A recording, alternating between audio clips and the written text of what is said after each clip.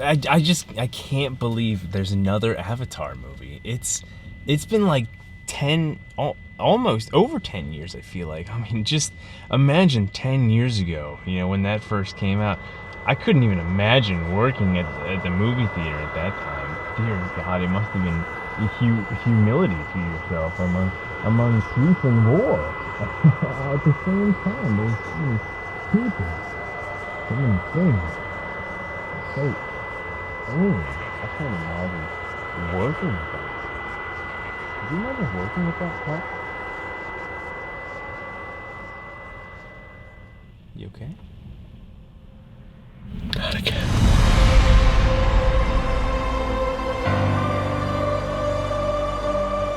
Hello, everybody. Welcome again to Keystone Film Review. We just saw Avatar 2.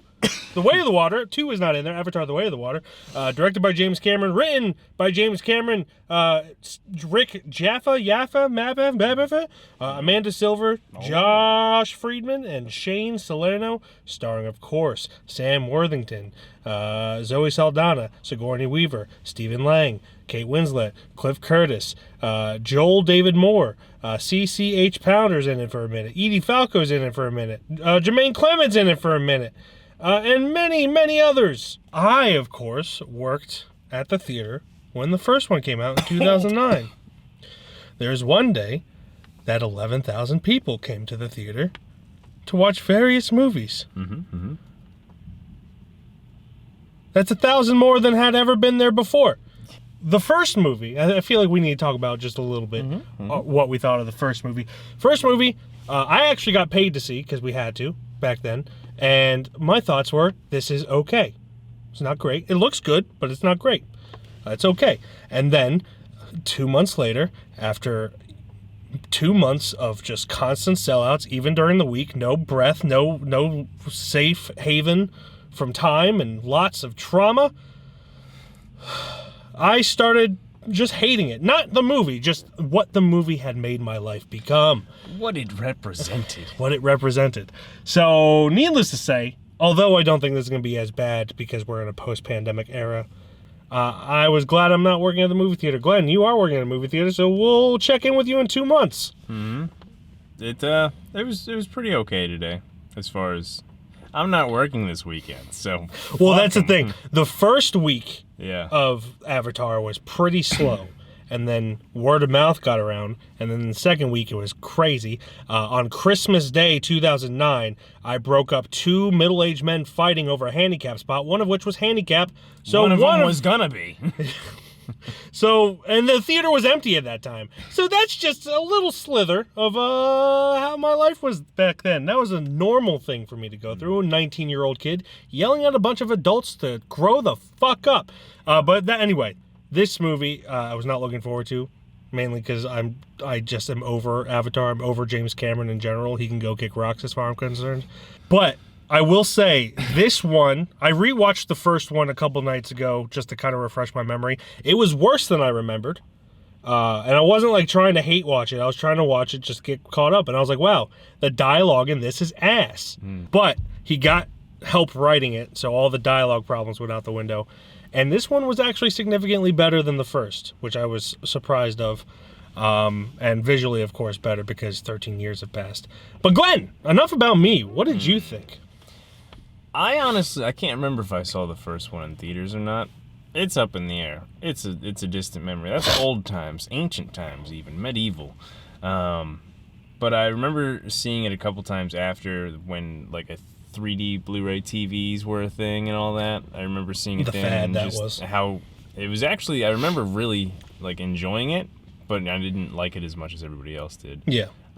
It's a fine movie. It's just... Yeah. Over the years, I've grown to not care for it as much, just because it's a lot, and it's very overhyped. Yeah. I always thought it was just more than okay. Yeah, I was not excited for this movie in the slightest. It didn't need sequels. But as far as world building goes, it's pretty cool, and if we're going to get 7 movies, I'm curious to see how. I'm just throwing a random number. He's got a shit ton coming. I just don't know what it is. First cut of the third one's what, 9 hours? You said? Yeah, and he wants it all breaking news, all animated before. James Cameron handed Disney in a 9-hour cut, and he wants to visually affect everything before, like, they start. Or like before they're like, well, let's cut back on that real quick. So good luck with that, Mr. Cam. I was somewhat surprised by how much I kind of enjoyed it. There was a thing going on in our theater, high frame rate. It was very high frame rate-ish, but apparently it wasn't, at least on the webpage. It wasn't supposed to be, but I suspect they put the wrong version on the trailer or on the pack for our specific theater. We watched regular 3D. IMAX 3D was probably going to be too crazy, and we didn't give a shit to see it in that, to be honest, and go to a crowded theater. So we watched regular 3D, figured we'd give it a chance as far as that goes. As far as the 3D goes, it was pretty popping. Mm-hmm. Things jumped out at you. It wasn't like bad CGI or like wasteful CGI or 3D. It was pretty good. Like there was water plants popping out. There was like leaves popping out at you. The letters were zooming in and zing zang zunging, whatever that means. But as far as that goes, like it was a pretty good experience. I don't like wearing glasses on my face while I'm watching a movie, let alone wearing glasses. Period. But so that was cool.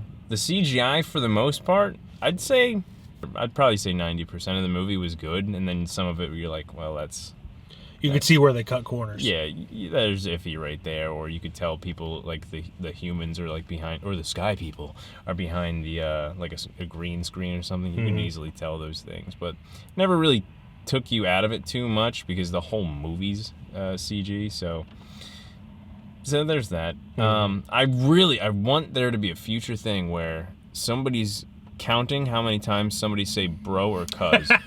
That fucking annoyed the shit out of me. Bro. Hey bro, come on cuz. Hey bro, come on, bro. They did say bro a lot. But yeah, going back to the high frame rate thing, this was not supposed to be high frame rate, but it was. Friends, don't let friends watch high frame rate movies or television. If your friend has motion blurring on, or motion blending on rather, or frame adding, whatever it is that makes it look like a soap opera, turn it off. That should be your love language. That should be everyone's love language, is to turn that off for their friends. Unless that friend loves soap operas, leave them be. Don't be their friend. They're remorsing over Don't be something. their friend if they like that look. It's not healthy.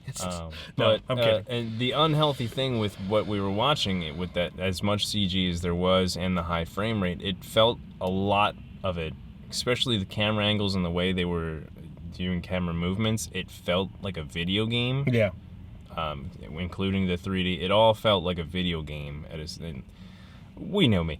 I'm a fucking nerd. I love me some video games, but this is a 3-hour video game going on, and it was a lot, especially the action stuff. So like it just looks like a video game. Yeah, when they were just talking, it wasn't that bad, but when there was like fast movement, it was like. Yeah.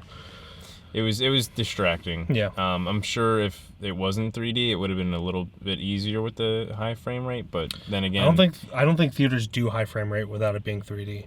Well, theaters specifically. Yeah. But regardless, we probably would have had a better.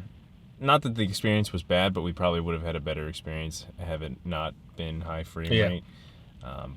But yeah, I mean, for the most part, I thought it was solid.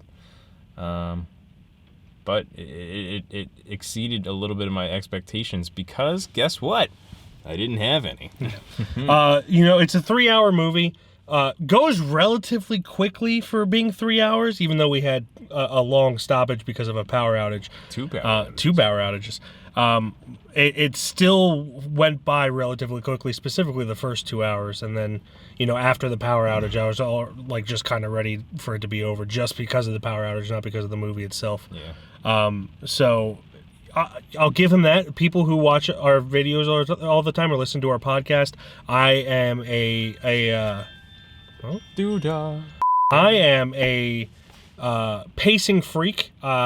pacing is pretty much a make or break of a movie for me. If it's got bad pacing, I probably won't like it. This had good pacing. It's just I don't care enough about the story. This movie's not made for me. It's made for people that like the first Avatar. Even at my best, I thought it was just okay. Never really loved it. Sam Worthington, I will say, has grown as an actor since the first one. He was pretty bad in the first one, and in this he was really good. Same with Zoe Saldana. All the kids in this were great. The kid Navi. The performances. All the bros. All the bros.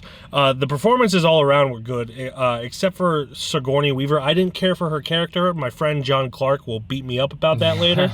He loves Sigourney Weaver's character, so that's just a me thing again. It's just weird. And when you watch it, they'll explain her character in the beginning. But to me, it's weird because it shouldn't be Sigourney Weaver doing that character. Should be someone else. Be someone else. But I love Sigourney Weaver. I love Sigourney Weaver too, but it felt like she was trying too hard to be a kid, which is the problem I have with it. It felt too rehearsed, even though according to John Clark, who's obsessed with this movie, it wasn't. In an interview, she said she just was vibing with them.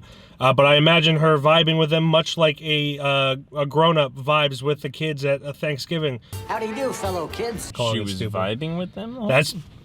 I'm speaking third person from John Clark, so I don't know what she said. Sorry, John. I don't think that's what was going on. It did not feel like that. It felt very. She was vibing with a very young boy. I just want to preface It felt very rehearsed, in my opinion. Especially after watching it this past Wednesday, I really didn't care for the first one. But this, I actually enjoyed for the most part. And I don't really have too much to say. I mean, I don't want to spoil it for anyone. I wish Zoe Saldana's character, it felt like she kind of took like a back seat into most of it. Yeah. I wish she didn't, because she was a great part of the first one. She's in it, like she's straight up in it and all that, but like I feel like she takes a back seat compared to what all the kids' stories and all that, you know. I get it, they're probably going to be the future of this whole thing, but would be cool if she didn't take as much as a back seat. Stephen Lang carries the movie just like he did the first one. Yeah, best part of the first one. Close to the best part of this one. Yeah. It's not. He doesn't carry it as hard, but he's definitely great to have. I'm glad he came back. Yeah. The way he's brought back is in a way that they've definitely shoehorned it in. None of that what they talk about happens in the first one, so it's just like, we need to bring him back. How are we going to do it? This is how we're going to do it. But it's not a cop-out with him like just surviving the first one, or, you know, being dream sequences or stupid shit like that. It's done in a, for the world, a believable way. Even though I think it's a little shoehorned. It's still a little shoehorned. But, you know, a lot of exposition in the beginning, Stephen but once you get Lang, past that. So whatever. There's also a big poaching part of it. A part of the movie that takes place, and it kind of makes you feel really fucking sad for a hot minute, because you're like, wow, that's a bunch of fake whales dying for their brain stems to make. Some countries still do that. And yeah, it's pretty fucked up. And the reason they're doing it is definitely a super, I feel like a thing that's going to take place in the future. I hope not, because that would be. I mean, that's what it was kind of the first one with unobtainium. Which is a dumb name. The first one. They had this rock called unobtainium, an unobtainable substance called unobtainium. Fucking hate that name. I know it's like a thing in sci-fi, but I hate that name. So the whole human aspect of it is just capitalism at its worst. So you know. So I looked on Tuesday when I watched the first one. It was a 3, the first one. Then after watching it, I was like, this is a 2.5. It's not a 3. This I liked a lot more, so I'm going to give it a full star more, or full point more, so 3.5 out of 5. Glenn is looking up what he rated the first one. I don't remember even rating the first one, to be honest. 3.5. You don't need to change that for me. I'm not changing it, but I feel like this is probably also a 3.5. Yeah. I'd have to rewatch the first one to know where I put it, but I think 3.5 is a good one. That's what I was going to put before I even looked up the score. So 3.5. 3.5. So yeah, we're both 3.5. Of course, if you like the first one a lot, you're probably going to like this a lot more than us. So, you know, just take what we say with a grain of salt. Go make your own opinion. Yeah. Those tall blue cat people. Just hang out with a lot of people were way too horny for in 2010. Hell, Like, they'll be horny again. Don't worry. it was disgusting. There was a blue nipple at one point. I saw. There was, yeah. If you saw Avatar: The Way of the Water, what did you think of it? Comment down below. Did you like Sigourney Weaver's performance? Was it weird that she was flirting with a teenager? I thought it was a little weird. But yeah, let us know what you thought, and we will see you in the next video. Bye-bye. Bye. Nipple.